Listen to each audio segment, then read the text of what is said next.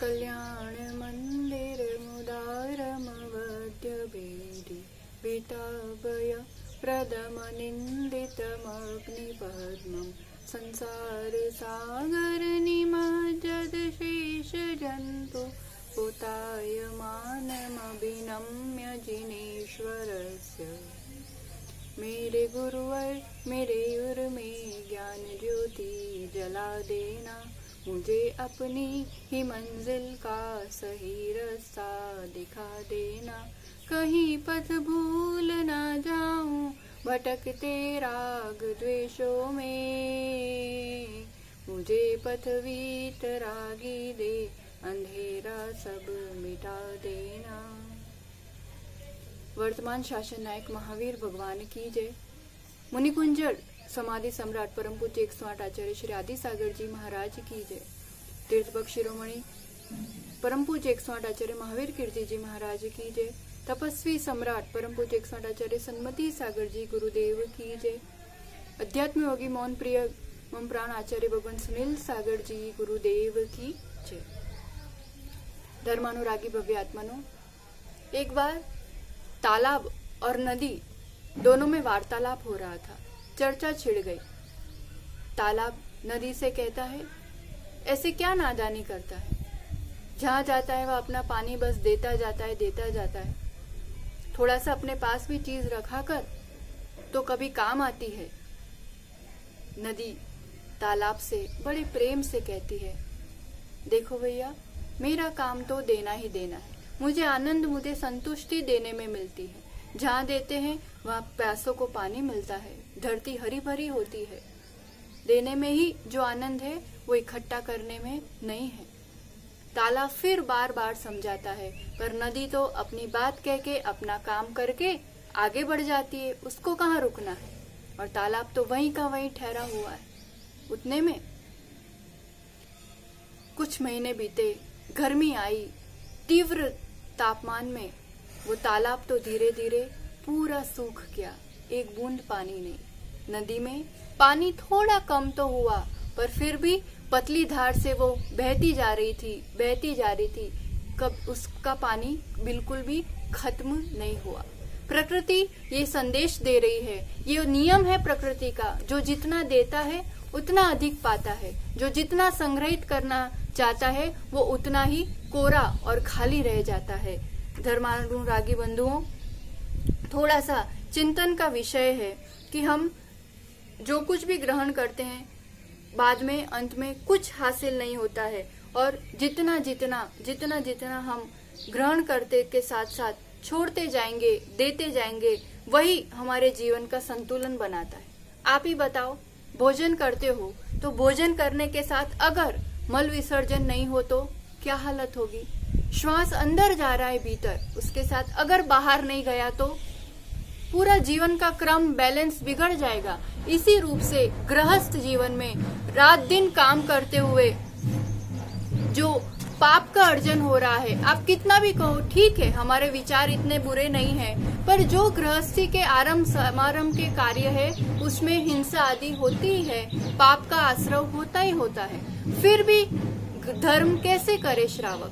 तो उसी के लिए हम सब अभी देव पूजा, गुरु पास्ति, स्वाध्याय, संयम, तप, दानश्चेति, गृहस्थानाम षट्कर्माणि दिने दिने, प्रतिदिन कौन से कर्म करने चाहिए। तो ये 6 कर्मों से इस आत्मा को इस रूप से आचार्य भगवान ने जोड़ा है कि फिर इसमें अब उस पाप को कैसे पुण्य में कन्वर्ट करे, कैसे धर्म मार्ग में चलते हुए अपना मोक्ष मार्ग प्रशस्त हो। तो उसके लिए 2 कार्य, 6 षट्कर्म तो है ही, पर कुंद आचार्य भगवान रय अनुसार में और विशेष रूप से इसका बहुत अच्छे से वर्णन करते हुए कह रहे हैं कि दानम पूयम मुख्यम, दान और पूजा ये 2 अति आवश्यक मुख्य कर्म है सावय धम में, श्रावक के धर्म के अंतर्गत। कहते हैं कि अगर नाव में पानी बढ़ जाए और घर में धन वस्तु बढ़ जाए तो दोनों हाथ उलेचिए, यही सयानो काम। श्रावक सयाना श्रावक क्या करता है, दोनों हाथ से लुटाता है। जितना लुटाता है उतना उसके पास लौट करके आता है। युवाओं धन कमाने की हमें इस अंधी दौड़ में लगे हुए हैं। 2 लाख 5 लाख के इन्वेस्टमेंट से कुछ धंधा शुरू करोगे। हम कहते हैं 25 साल में धंधा शुरू किया, 75 साल तक पहुंचते पहुंचते आपने उसको 1 करोड़ 10 करोड़ का धंधा बना लिया। आप में है वो टैलेंट और पुण्य और कर लिया, पर जिस दिन अंतिम सांस लोगे कितना पैसा जाएगा साथ में बताओ? क्या जाने वाला है? कुछ नहीं। मतलब इतनी सालों तक इतनी मेहनत की, वो सब किस काम आया? कुछ भी नहीं। तो अब क्या करना पड़ेगा? अगर आप बीमा भी रख के गए, आपने बैंक में भी रखा, कितना गुना होकर के लौटेगा? 10 गुना, 50 गुना, कितना गुना? लगता है बेटे बेटों के लिए अच्छे से अपन सब सेटल करके जाए, उनके लिए रख के जाए, उनको काम आएगा। किसी को काम नहीं आता है। अगर जितना पाप आप इस पूरे चक्रव्यूह में कमा रहे हैं, कौन सा परिवार वाला आपके इस पाप में भागीदारी देने वाला है? कोई नहीं। न पुण्य में दे सकता है। चक्रवर्ती कितना भी सोचे वो अपने रत्न, अपने नवनिधियां, ये सब अपने बेटे को देकर जाए तो नहीं हो पाता है। जिसका जैसा जितना पुण्य, जिसका जैसा पाप, उस अनुरूप ही होता है। अपन थोड़े से निमित्त बन सकते हैं। तो फिर क्या करना पड़ेगा? इस जड़ और चंचला लक्ष्मी को इस चेतन शाश्वत आत्मा के कल्याण में थोड़ा सा इसको लगाना पड़ेगा। तो इसके लिए देखो, माँ जिनवाणी, आचार्य भगवान कृपालु देव कितना बड़ा स्कीम, कितना बड़ा प्लान अपने लिए रख रहे हैं। कह रहे हैं कि तुम जो कमाते हो उसमें से थोड़ा भी अगर सत पात्रों को अच्छे से अच्छे भावों से दान दिया तो फिर वो अनंत अनंत अनंत गुना होकर के वापस पुण्य के रूप में लौटता है और खूब फलीभूत होता है। एक छोटा सा बीज होता है बरगद का, बहुत छोटा बीज, और वो जब फल देता है तो वो दुनिया का सबसे बड़ा पेड़ होता है बरगद का। ऐसे ही ये दान देना छोटे बीज के बराबर है, और जब फल देता है तो इस भव को भी और पर भव को भी अच्छे से सुधार देता है। पुण्य के रास्ता प्रशस्त करते करते ये हमें पुण्यात्मा के साथ, धर्मात्मा के साथ, जिनवर भी, तीर्थंकर भी बना देता है। तो ऐसे इस फिक्स डिपॉजिट वाली इस बढ़िया सी स्कीम को आज जानना है और जीवन में इस प्रॉफिट को अब इसमें कहीं लूज नहीं करना है, इस विवेक को जगाना है। तो ये जो दान की प्रतिक्रिया है ये कितने प्रकार का होता है, किस रूप से होता है? पहले तो ये भ्रम घटा देना कि दान देने से या कुछ दे देने से मेरा धन वैभव घट जाएगा। कभी नहीं घटेगा ये, क्योंकि जैसे बताए ना, देने से आपका, देने वालों का क्या लाभ होता है? दान देने में कहते हैं आचार्य भगवान, स्व और पर दोनों के उपकार में जो न्याय उपार्जित आपका धन है, वैभव है, तन मन धन लगाया जाता है, वो दान कहलाता है। तो उसमें स्वयं का उपकार कैसे हुआ? मैंने तो दे दी अपनी चीज।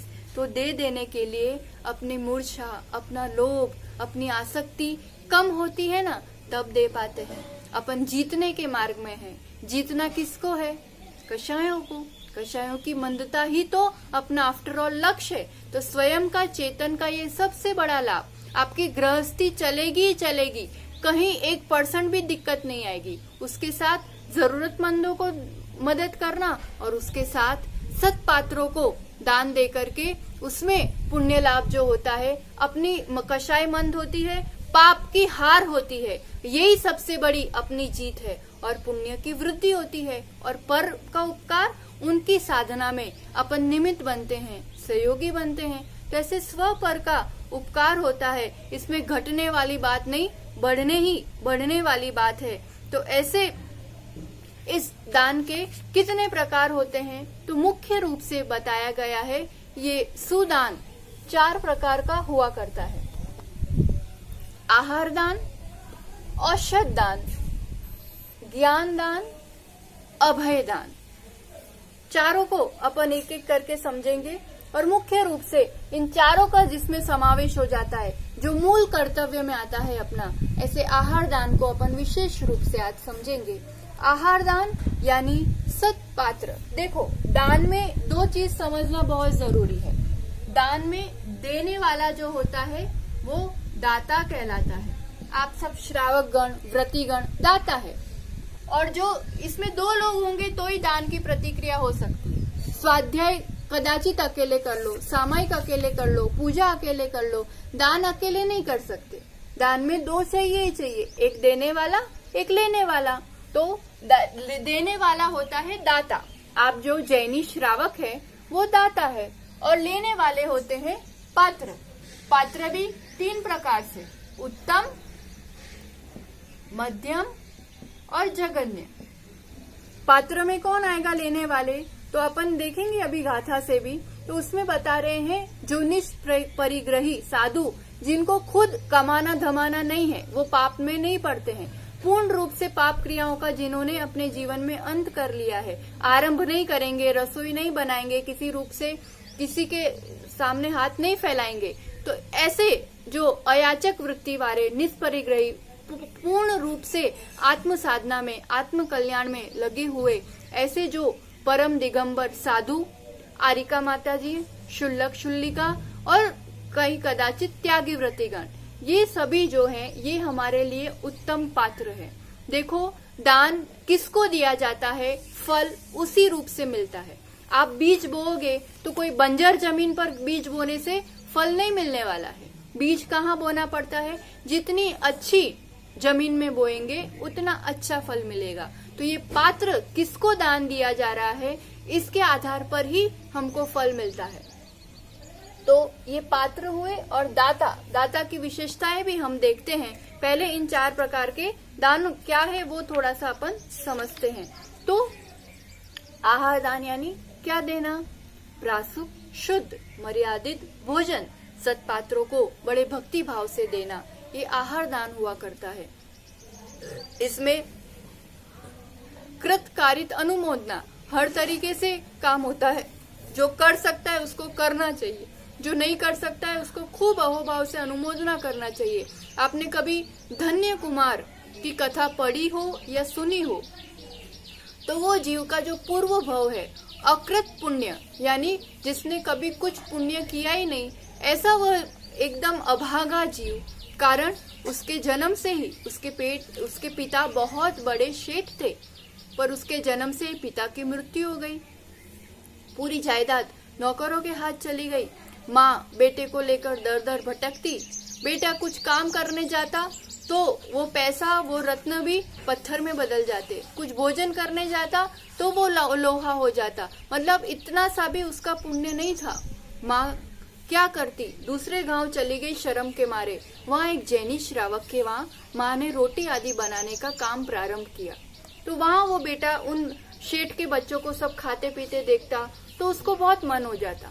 एक बार उसने बहुत जिद की, माँ मुझे भी खीर खानी है, मैंने तो कभी नहीं खाई है। वो शेठ दयालु था, जैनी जो था, उसने माँ को सब प्रकार की सामग्री दे दी। जा अपने बेटे को घर पर जाकर के खीर खिला। माँ भी घर आई। दूसरे दिन सुबह की बात है, वो जल्दी जल्दी उठ के उसने सूर्योदय के बाद भक्ति आदि, क्योंकि जैनी श्रावक के यहाँ रहती थी ना, तो उसमें भी सब प्रकार के संस्कार बन गए थे। उच्च कुल की तो थी, बचपन से धर्म के संस्कार तो थे ही। तो दर्शन आदि करके घर आकर के उन्होंने खीर बनाई और फिर बेटे को कहती है, देख बेटा मैं कुएं से जल लेकर के आ रही हूँ, अगर कोई मुनिराज दिखे तो उनको तू रोक लेना, मैं अभी आई। और देखो योग संयोग देखो, उस दिन मुनिराज का वहां उस तरफ आना हुआ। बेटे ने जैसे देखा अकृत पुण्य ने, ओह मुनिराज आ गए। वो तो चरणों में पड़ गया, आप रुको रुको, मेरी माँ आ रही है, मेरी माँ आ रही है, आप रुको। मुनिराज ऐसे थोड़ी रुकते हैं, वो कोई निमंत्रण के भूखे थोड़ी है, वो तो विधि मिलती है, भक्ति दिखती है तो रुकते हैं। वो चलने लगे तो अकृत पुण्य ने पैर ही पकड़ लिए, मैं देखता हूँ कैसे आप जाते हो, मैंने कहा ना रुको, माँ आ रही है। उतने में माँ घड़ा भर के सामने से आ रही है। योग संयोग, मुनिराज की विधि भी वही थी कि एक घड़ा हुआ महिला हो, पड़गहन हो गया, आहार खीर बनाई थी, तो बस वो खीर माँ दिए जा रही थी। मुनिराज आनंद से, आराम से, अपनी निष्प्रह वृत्ति के साथ आहार कर रहे थे और अकृत पुण्य दरवाजे से देख करके इतना खुश हो रहा था, इतना खुश हो रहा था। देखो ये परिणामों का फल। आज उसको इतने दिनों से जिद थी, मुझे खीर खानी है, मुझे खीर खानी है, और अब वो खीर किसी और को उठा करके दे रहे हैं तो भी उसके मन में बिल्कुल नहीं, क्यों दे रही है माँ, मेरे लिए बनाई थी, मुझे चाहिए, ऐसा कोई भाव नहीं। माँ ने उसकी तरफ देखा, खीर थोड़ी सी थी, पूरी होने आई थी, तो अकृत पुण्य बाहर से कहता, माँ मेरे हिस्से के भी दे दो, तुम सब दे दो, मुनिराज को अच्छे से आहार कराओ। और इन परिणामों का फल ऐसा पुण्य आश्रय हुआ उस जीव का। अकृत पुण्य फिर उसी दिन शाम को जंगल की ओर जाता है और वहाँ उसका सर्प या व्याघ्र के काटने से मृत्यु हो जाती है।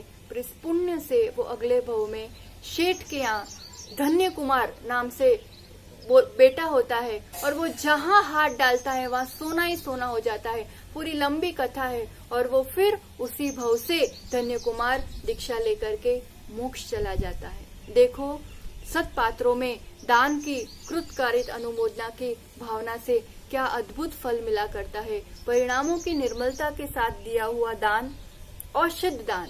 औषध दान यानी जो प्रासुक मर्यादित जो चल सके मुनिराज को इस रूप की औषध। कभी उनकी स्वास्थ्य की प्रतिकूलता दिखी तो मुनिराज सामने से कभी कुछ नहीं कहते। ये श्रावक का अपना कर्तव्य होता है कि आहार आदि में कुछ इस रूप से मिला करके उनको ऐसे चला दिया जाए कि उनको पता भी नहीं चले और उनके स्वास्थ्य की और धर्म ध्यान की अनुकूलता भी बन जाए। देखो धर्म ध्यान तो मुनिराज करते हैं पर उसमें सहयोगी श्रावक बन जाता है तो उसका भी मार्ग प्रशस्त हो जाता है। आपको पता हो तो श्री कृष्ण पक्के सम्यक दृष्टि जैनी श्रावक साधुओं के अनन्य भक्त थे और जब कभी अवसर मिलता था आहार दान देते ही देते थे। और उनके नगर में जब ज्ञान सागर जी मुनिराज उद्यान में विराजे थे उनकी स्वास्थ्य अति प्रतिकूल था, शरीर में बहुत ज्यादा रोग हो गया था।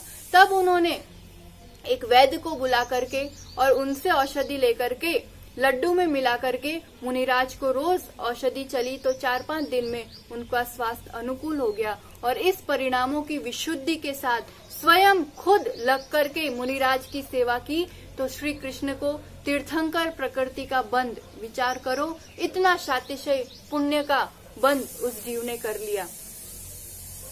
ज्ञान दान शास्त्र दान यानी ज्ञान उपकरण उनके सम्यक ज्ञान में धर्म ध्यान के वृद्धि के लिए देखो मुनिराज कुछ नहीं रखते हैं, पीछी कमंडलू शास्त्र बस इतना ही होता है उनके पास। जो देह को भी अपना परिग्रह नहीं मानते वो और क्या चीज रखेंगे, पर ज्ञान उपकरण ताकि वो खुद धर्म अपना ज्ञान वृद्धि केवल ज्ञान की वाणी को पढ़ सके, सुन सके, हम सब के लिए प्रदान कर सके, तो इसके लिए ये उपकरण दिया जाता है। बहुत प्रसिद्ध कथा है कि ग्वाले ने शास्त्र दान दिया था तो वो आगे चल करके कुंद कुंद आचार्य देव बने। तो ऐसा ये ज्ञान दान, शास्त्र दान और अभय दान। अभय दान यानी भय रहित करना। किसी को किसी भी प्रकार का मानसिक भय हो, कोई शारीरिक भय हो, डर हो तो उसको संबल देना, सहारा देना, कोई ऐसा स्थान देना, ऐसे वचन से, ऐसी प्रार्थना से, ऐसे आशीर्वाद से अभय दान देना इस रूप से। और हम श्रावक की श्रेणी में हम कैसे अभय दान दे सकते हैं, तो फिर मुनिराजों के लिए जो आवास आदि की आजकल व्यवस्था होती है, विहार आदि में जो व्यवस्था करते हैं, कारण आज के समय में जंगल में नहीं होती है साधना, तो कहीं तो उनको रुकना पड़ेगा, निर्भीक रूप से वो अपना धर्म ध्यान कर सके। इसलिए जो वसतिका आदि बनाई जाती है ये सब सत्पात्रों के लिए अभय दान के अंतर्गत आ जाता है।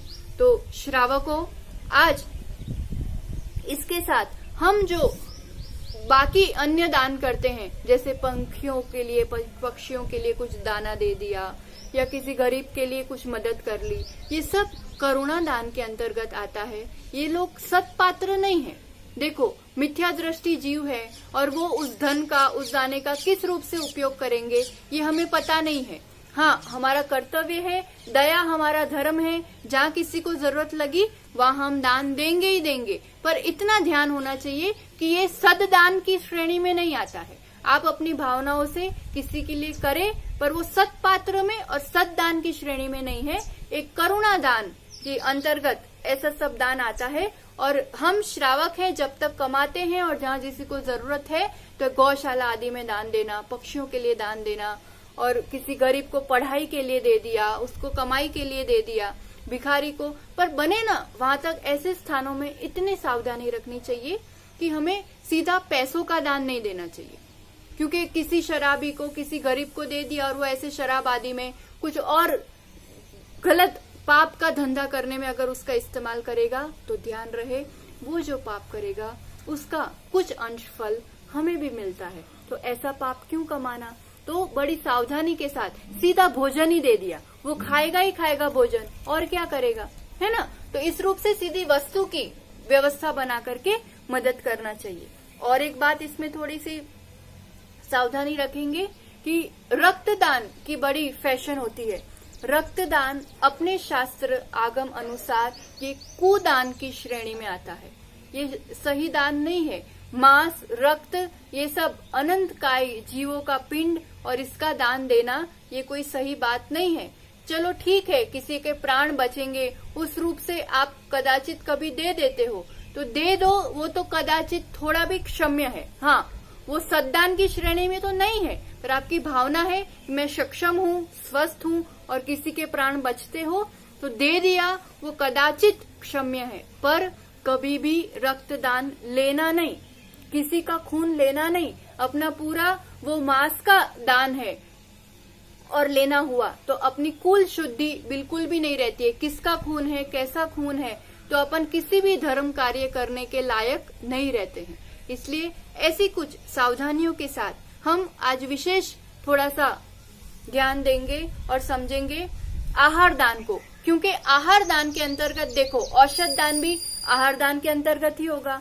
आप आहार दान दोगे, उसी से धर्म ध्यान होना है, स्वाध्याय होना है, उनके दिनचर्या चलनी है, तो ज्ञान दान भी उसी में आ जाता है। अभय दान भी शरीर आदि निर्भीक रूप से उनकी धर्म साधना चलेगी। तो आचार्य भगवंत कहते हैं कि आहार दान दिया मतलब समझो आपने विद्या, तप, दान, यहाँ तक आचार्य भगवंतों ने शब्द यूज किया है कि आपने मोक्ष दान दे दिया। कोई खाने पीने से मोक्ष नहीं होने वाला है, पर आपने वो स्थिरता दी उनको मन वचन काय की, जिसके माध्यम से वो शपथ श्रेणी चढ़ने वाले हैं। तो कहीं ना कहीं श्रावक आप निमित्त बन रहे हो इस चीज के। इसलिए सभी दान जिसमें आ जाते हैं, ऐसे आहार दान, तो उसमें आचार्य भगवान कहते हैं 9 पुण्य प्रतिपत्ति सप्त गुण समाहितेन शुद्धेन अब सुना राम्भ भाषा मार्याणाम मिष्यते दानम। रत्नकर्ण श्रावकाचार में भी, रयण सार में भी बड़े अच्छे से इसका विवरण है। तो यहाँ पर हम आहार दान देते हैं।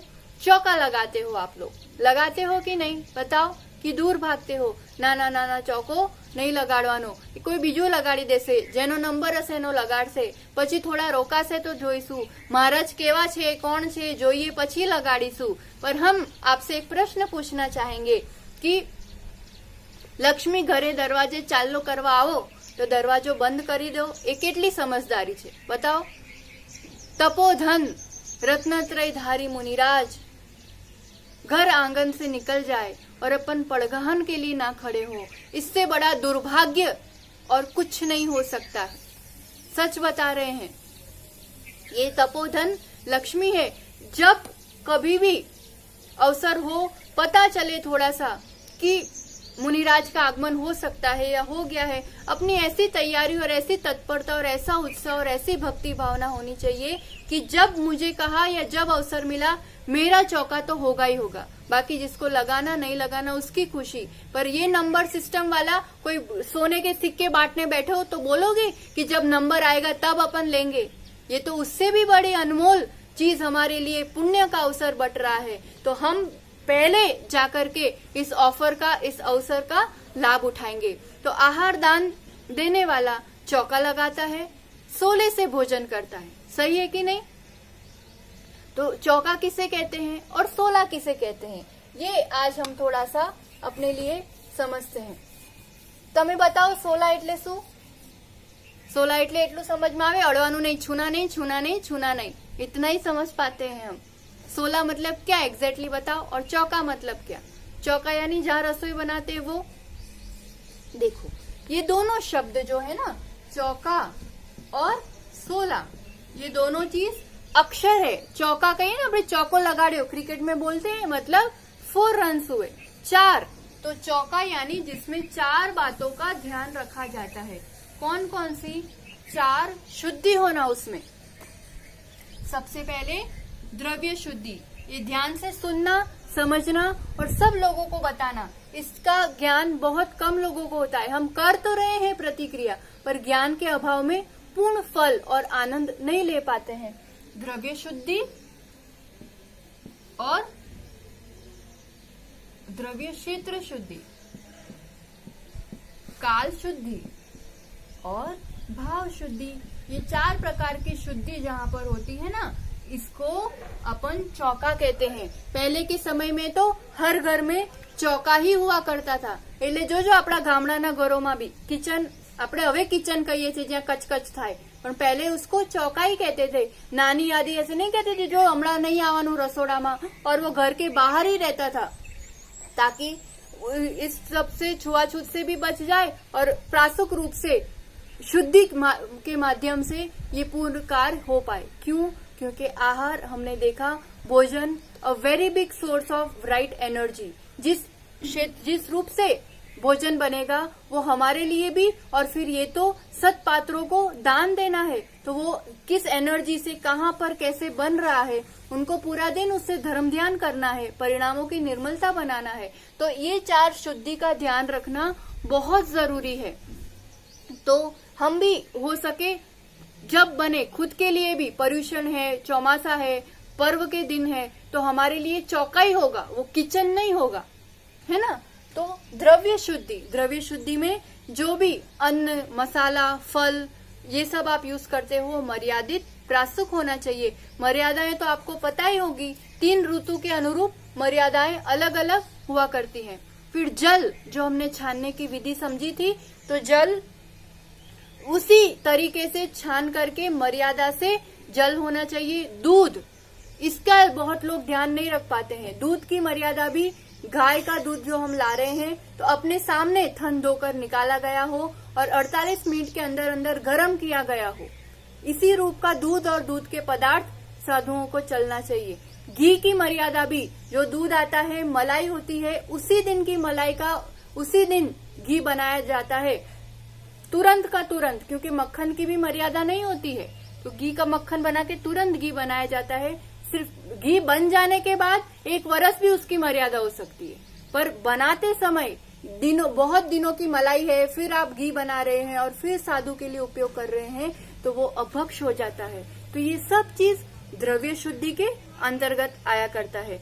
कोई भी फ्रूट चलाते, जैसे अपन जामफल चलाए या टमाटर, ककड़ी, ये जैसी चीज चलाए, तो बीज सहित नहीं होना चाहिए। ये भी मुनक्का आदि चलाए, बीज निकाल करके, ये सब चीज प्रासुक करने की विधि जान करके द्रव्य शुद्धि पूरी होना चाहिए। फिर क्षेत्र शुद्धि, तो साधु को जिनालय से अपने घर तक ले जाएंगे और घर पर जहाँ पर चौका होगा, ये पूरी क्षेत्र शुद्धि के अंतर्गत आएगा।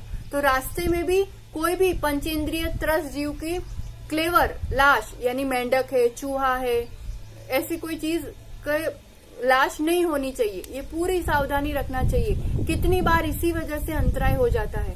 और फिर जहाँ पर चौका हो रहा है तो वहाँ पर चप्पल, जूते, झाड़ू या फिर चींटी, मकोड़ा, ऐसा कोई जीव मरा हुआ ना पड़ा हो। चौमासे में तो खास वो लाइट के कीड़े आते हैं, मरे पड़े होते हैं। हमारे आचार्य भगवान को तो कितनी बार इसी वजह से चौके से बाहर निकल जाना पड़ता है। वो बहुत सावधानी से इन बातों का पूरा ध्यान रखते हैं।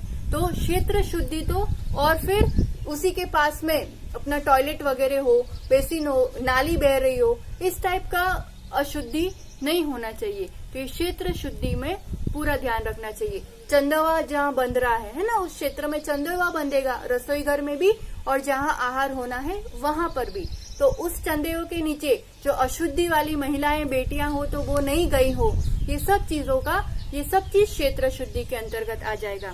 फिर अंधेरा नहीं होना चाहिए, वहां पर पूरा सूर्य का प्रकाश उस स्थान पर पहुंचना चाहिए।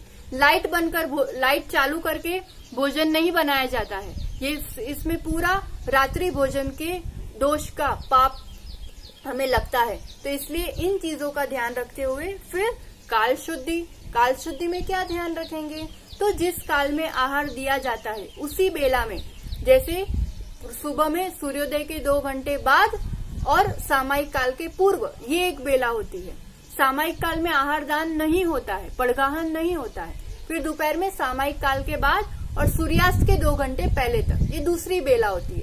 2 बेला में आहार दान दिया जाता है और आहार जो बनाते हैं अपन, वो पूरा उजाला होने के बाद बनाया जाता है। पानी छानने से लेकर के हर विधि, रात्रे આપણે બધું સુધારી દઈએ, સમારી દઈએ, रात्रे બધું काम पताई दઈએ चौकाનું अर्धू, तो ये काम नहीं, क्योंकि रात को कुछ भी इस संबंधी कार्य नहीं होता है।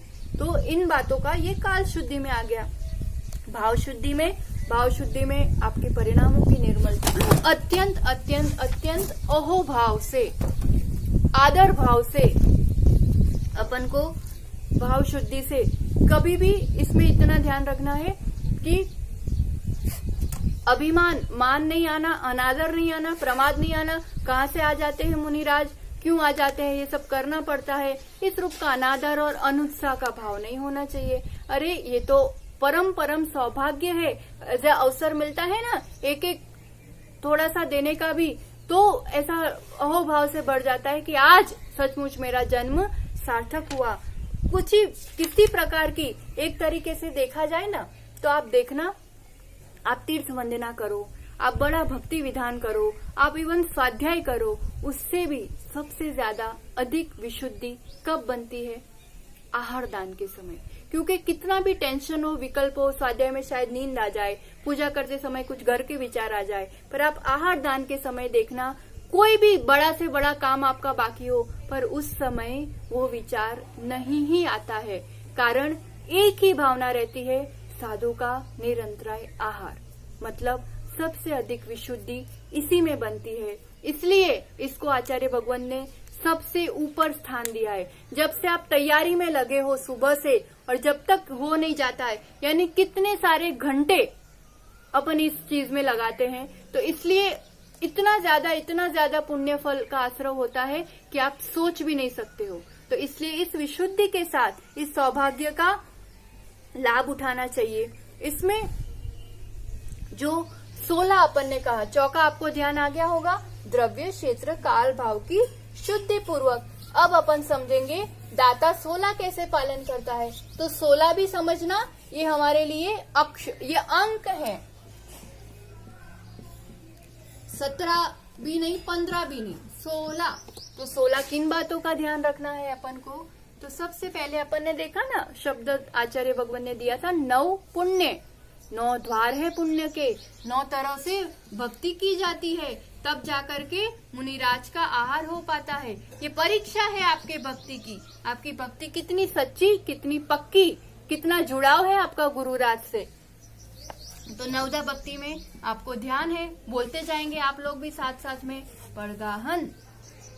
फिर पड़गाहन में कैसे करते बताओ एक बार, ध्यान है, विधि पता होना चाहिए। मुनिराज होते हैं तो स्वामी नमोस्तु नमोस्तु, और आरिका माता जी हो तो वंदामी कह के, और शुल्लक शुल्लिका हो तो इच्छा में कह करके अपन एक तरह से पड़गाहन करते हैं, आमंत्रण देते हैं कि हमारे यहाँ आहार जल शुद्ध है, आप यहाँ ठहर कर आहार लीजिए। ये फिर विधि मिलाई जाती है हर तरीके से।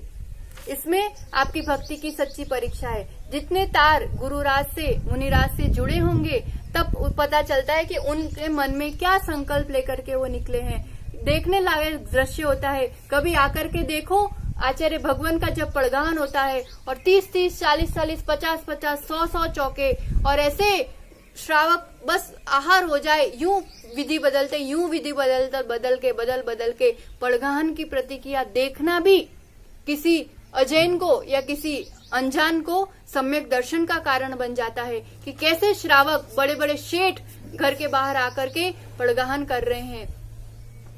रास्ते पर इस चीज की प्रतिक्रिया देख करके बहुत बड़ी जिन धर्म की प्रभावना होती है। तो पड़गाहन के बाद क्या होता है आप बताओ।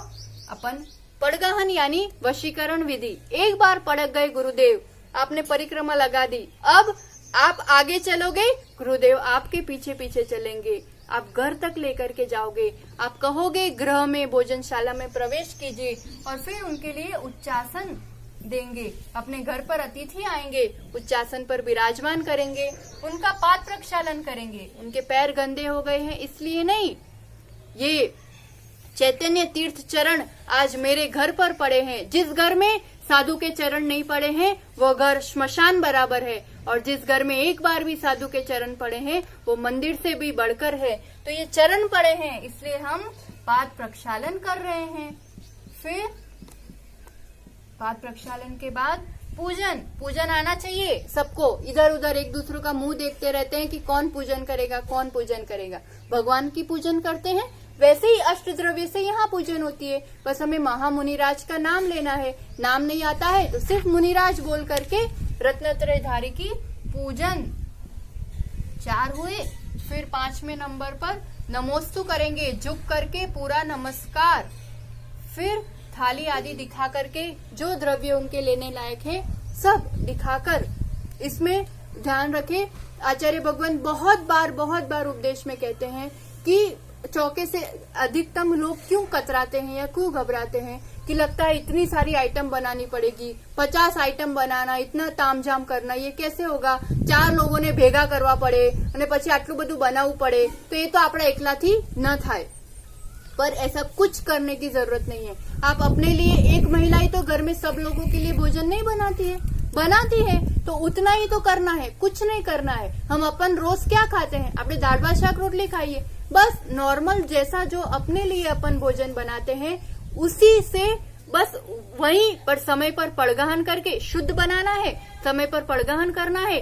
अगर कोई अतिथि आ गया अहो भाग्य, उनको भोजन करा करके फिर अपन को भोजन करना है। कोई तामझाम की जरूरत नहीं है। अगर अपन व्यवस्थित रूप से, सीमित रूप से चलते हैं, साधुओं को कोई लालसा नहीं होती है। ये आप अपने दिखावे के लिए कि आना ત્યાં 2 थाड़ी लागी थी, मारा ત્યાં तो 3 थाड़ी में सजाई, नाना ત્યાં 4 मिठाई बनी थी तो मारा ત્યાં 5 बनी थी, ये दिखावे का धर्म नहीं है। अपन लंबे टाइम तक पुण्य कमाना चाहते हैं तो सीमित, मर्यादित, व्यवस्थित 4 चीजों पर वैसी हो कि पेट भरे और मन तृप्त हो, इस रूप का बनाए। तो थाली दिखाकर सब चीज उनके लायक, उनको जो उचित लगे वो रखकर फिर हम हाथ जोड़ के बोलेंगे मन शुद्धि, वचन शुद्धि, 7 नंबर पर वचन शुद्धि, फिर काय शुद्धि और 9वें नंबर पर आहार जल शुद्ध है। तो ये नवधा भक्ति होती है। मन शुद्धि में परिणामों की शुद्धि, ना मान होना चाहिए, अभिमान नहीं होना चाहिए कि मैं आहार आप्यो ने मैं कर्યું तो एमनो आहार थयो ने मैं चलाता हूँ व्यवस्था, तब तो सब चीज होती है। नहीं तो ये लोग करते क्या, ज्ञानियों साधुओं का अपना पुण्य होता है। तुम ये सौभाग्य समझो कि तुम्हें अवसर मिला है, तुम कितना ही दे दो, लेने वाला हमेशा बड़ा ही रहने वाला है।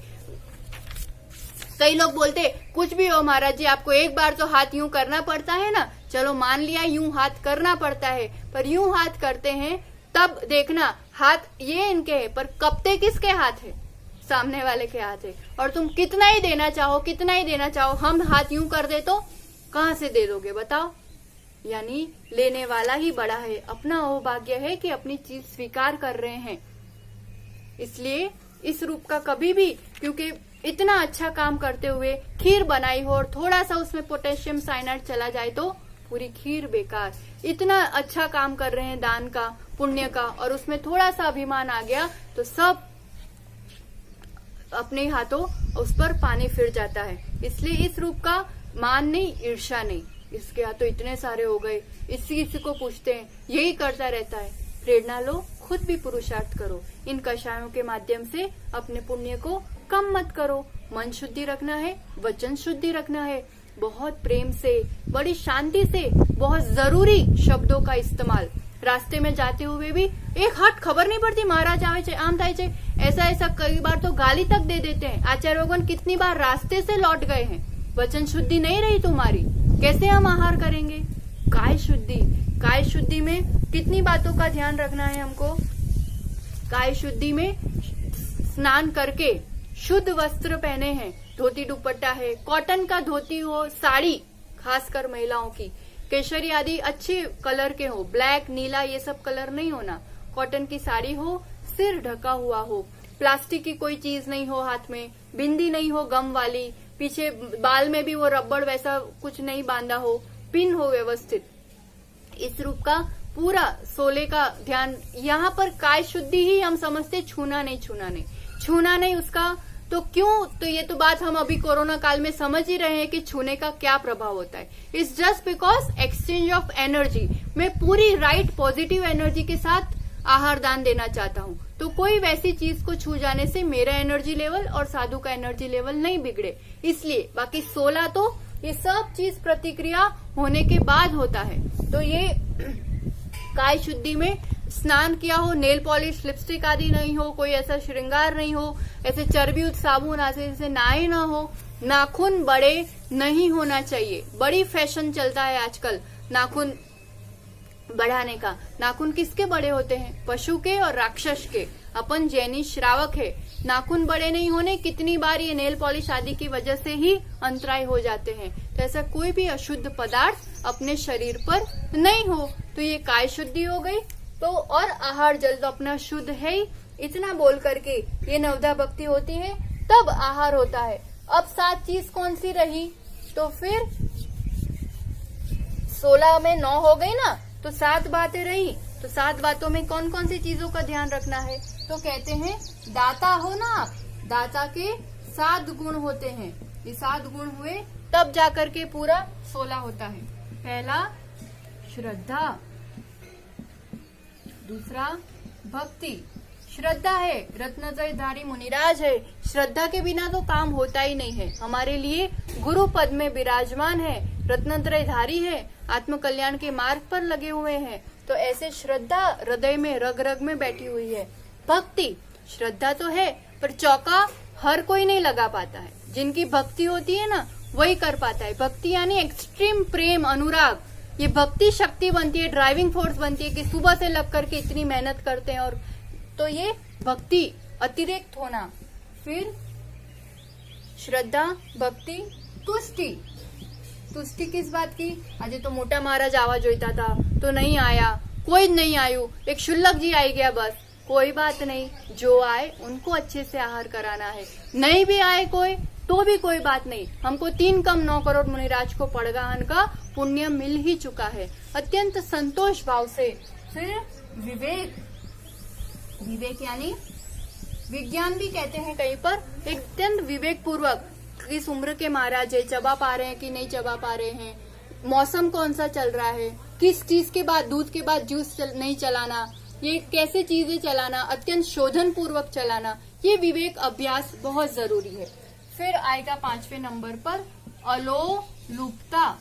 कोई भी अपेक्षा से, कोई लालच से, किसी कारण से ये मिल जाएगा, मान मिल जाएगा, मुझे आशीर्वाद मिल जाएगा आशीर्वाद आचार्य श्री का, ऐसी कोई प्रति उपकार की आकांक्षा से कार्य नहीं होता है। फिर क्षमा भाव, बिल्कुल गुस्सा नहीं। किसी अंतराय हो जाए तो, कोई गलती हो जाए तो, कोई कुछ ऊंचा नीचा हो जाए तो बहुत ज्यादा क्षमा भाव की जरूरत। और फिर 7वें नंबर पर आया सामर्थ्य या शक्ति। शक्ति अनुरूप ही दान दिया जाता है, किसी से कर्जा लेकर के, किसी से चीज मांग करके नहीं होता है। और शक्ति को छिपा कर भी नहीं होता है, सब अपने पास है पर कौन करे। तो ये शक्ति, ये 7 चीजों का ध्यान रखना है। तो दाता 16 पूर्वक देता है। तो ये दाता कैसा होता है? अष्टमूल गुणधारी होता है, सप्त व्यसन का त्यागी होता है, रात्रि भोजन आदि का त्याग होता है, और कुल शुद्धि होना, आचार विचार की शुद्धि होना, उच्च कुल का होना, ब्राह्मण हो, क्षत्रिय हो, वैष्णव हो, जो भी हो, यानी जैन धर्म का, वितरागता का श्रद्धालु हो, और इन सब चीजों का, इन नियमों का पालन करता हो, और आहार दान देने की भावना वाला हो। तो इस ऐसा व्यक्ति फिर आहार दान देने के लायक वो दाता होता है। ज्ञानियों, दान देने में इतना बात अवश्य ध्यान रखें।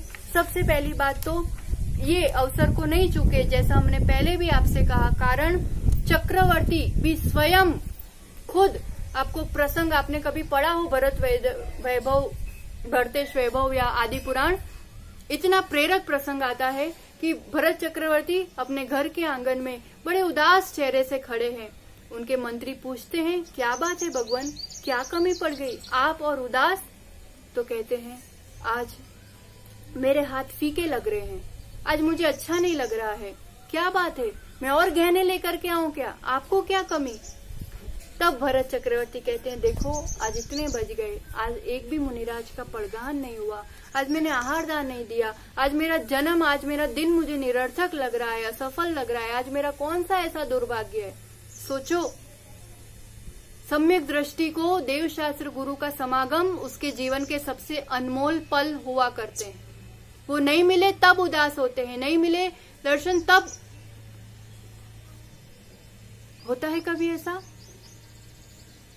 उसकी भावना प्रबल थी। थोड़ी देर में रिद्धिधारी मुनिराज आकाश मार्ग से आए और तब चेहरे में प्रसन्नता और फिर स्वयं जाकर के आहार दान देना। उनको क्या कमी थी? नौकरों से नहीं दिलवाया आहार। समझ में आ रहा है? आज पूरा साधु वर्ग कंप्लीटली नौकरों के भरोसे है और शेठों को घर में बैठ के आराम करना है। चलो इतनी भी भावना है, इतनी भी फिक्र है साधुओं की और कर रहे हो, पर जितना जहां तक हो सके खुद उसमें लगो तो खुद पुण्य कमाओगे। शेठानियां थी बड़ी बड़ी करोड़पति, सागवाड़ा आचार्य भगवान का चतुर्मास हुआ था, सब खुद कुएं से पानी भर करके लाती थी। हम जीवानी की रक्षा कर पाएंगे, हम इस पुण्य के अवसर को क्यों चुके? चक्रवर्ती की रानियां खुद, उनके लिए तो कितने सारे होते हैं रसोई बनाने के लिए। आचार्य भगवान का प्रसंग है, शिखर जी की ओर विहार हो रहा था तपस्वी सम्राट का, तो बहुत बड़े बड़े शेठ उनके साथ तो लगते थे, खुद पूरी व्यवस्था बनाना, आहार दान देना। तो वो आचार्य भगवान के कमरे का झाड़ू खुद लगाते थे, चौके का झाड़ू पोछा खुद लगाते थे। वो नौकर उनके जो रहते थे साथ दौड़े आते थे, भैया मैं कर दूं, शेठ जी मैं कर दूं। बोले नहीं, मेरे कमरे का, मेरे कपड़ों का तुझे जो करना है कर, गुरुदेव का तो जो होगा ये मैं ही करूंगा। ये पुण्य में बांट नहीं सकता। अपनी प्रॉपर्टी बांटने में तो कितना संकोच होता है, तो ये पुण्य क्यों बांट देते हो? नौकर अपन नौकरों के भरोसे कराएंगे, पुण्य थोड़ा मिलेगा और वो पूरा पैसा अस्पताल में जाएगा। डॉक्टर कह देगा आप घी शक्कर नहीं खा सकते हो, घर में डिब्बे भरे हैं, नौकरी पूरी हलवा बना के खाएगा। यही होता आया है। इसलिए खुद स्वयं करे और इस चीज का खुद लाभ ले। आचार्य भगवान की पुण्य की महिमा तो क्या कहे, खुद इतने निष्प्रह है, खुद इतने अयाचक है, खुद अपनी साधना में तल्लीन है। श्रावक खुद आगे होकर के व्यवस्थाएं बनाते, कभी परवाह नहीं कि मेरा विहार कहाँ होगा, तो कौन कराएगा, तो इतना बड़ा संघ है तो कैसे चौके की व्यवस्था होगी, और वो खुद कुछ नहीं सोचते हैं। तो तीर्थंकर समान पुण्य, आगे आगे उनकी व्यवस्थाएं, जंगल में भी कहीं भी कभी भी रुक जाए तो उनके लिए 8, 10, 50, 100 चौके तो यूं इतनी ज्यादा फिक्र कि उनको शुद्धि का ही दूध मिलना, घी मिलना, तो गाय साथ में लेकर के श्रावक गण चलते हैं। तो इतनी भावनाएं प्रबल होती है, तो इसका पुण्य लाभ अलग ही होता है। जितने उत्तम पात्र है ना, ऐसे 16 पूर्वक, भक्ति पूर्वक जब हम दान देते हैं और सामने वाला पात्र भी इतना ऊर्जावान, इतना निष्प्रही, इतना निर्मल है, चारित्र वाला है, तो फिर आचार्य भगवान के कितनी बार ऐसा होता है कि चौके में आहार होता है और वहीं उनके चरण छप जाते हैं और हमेशा हमेशा के लिए वो अंकित हो जाते हैं। जिनके हृदय में गुरुदेव के चरण होते हैं, भक्ति भावना होती है, उनके लिए ये सब बहुत सहज हो जाया करता है। तो ऐसी बातों का हम पूरा ध्यान रखते हुए देने के संस्कार बनाए। ये बहुत बड़ा संस्कार है। ग्रहण करने के, लेने के आ जोइए से चीज दिखी के चाहिए, ये संस्कार तो अनादि से बने हुए हैं। ये दान की प्रतिक्रिया, यानी इसके माध्यम से मैं कुछ भी देने के संस्कार, और ये देने के संस्कार बहुत बड़े संस्कार है। ये देने वाला कभी लेने वाला उत्तम पात्र भी बनता है, तो कभी जिनेंद्र भगवान भी बनता है। गृहस्थ के कार्यों में दिन में एक बार मुझे द्वारापेक्षण करना ही करना है, ये एक संकल्प हमारा होना चाहिए। मुनिराज आएंगे तब हम लाभ लेंगे ही लेंगे, चाहे कुछ हो जाए। हर चीज में अपना प्रॉफिट देखते हैं अपन। भूख प्यास वगैरह कितनी सहन करते हैं, कितना कष्ट उठाते हैं। 2 वागी गया, हजी कोई आयु नहीं, कोई आवे तो हूँ दुकाने थी जईने जमू, दुकाने थी आईने जमू, कोई नहीं आया, बस હવે હું 5 मिनट में जाऊं। भूख लगी है, ठीक है, पर फिर उतने में 4 ग्राहक आ गए, फिर जाओगे आप? बताओ, सब भूल जाओगे कहाँ भूख लगी थी, क्या प्यास लगी थी, क्यों? उस टाइम लाभ दिख रहा है, प्रॉफिट दिख रहा है हमें। तो यही बात होती है। महिलाएं ये बेटियां आईब्रो कराती हैं, वैक्स कराती है, कष्ट नहीं होता है क्या? होता है, फिर भी करती है ना। क्यों? इससे मेरी सुंदरता बढ़ने वाली है।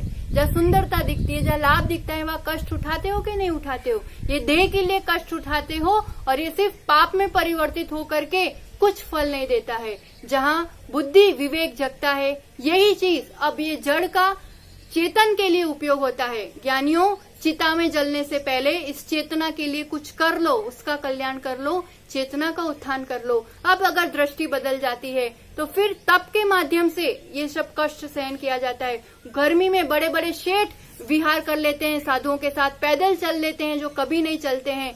4 बार घर से आएंगे, गर्म धोती पहन के गर्मी में आएंगे जाएंगे आएंगे जाएंगे, इतनी खुशी खुशी कार्य होता है। तो जहाँ सही जगह हम जुड़ जाते हैं ना, इसलिए देव पूजा गुरु पास्ती, जहाँ वैसी संगति जितनी होती है इतना संयम तब भी बढ़ता है, दान की भावनाएं भी बढ़ती हैं। जो आज तक नहीं किया वैसा वैसा कार्य, वैसी वैसी अनुभूति हमारे जीवन में होने लगती है।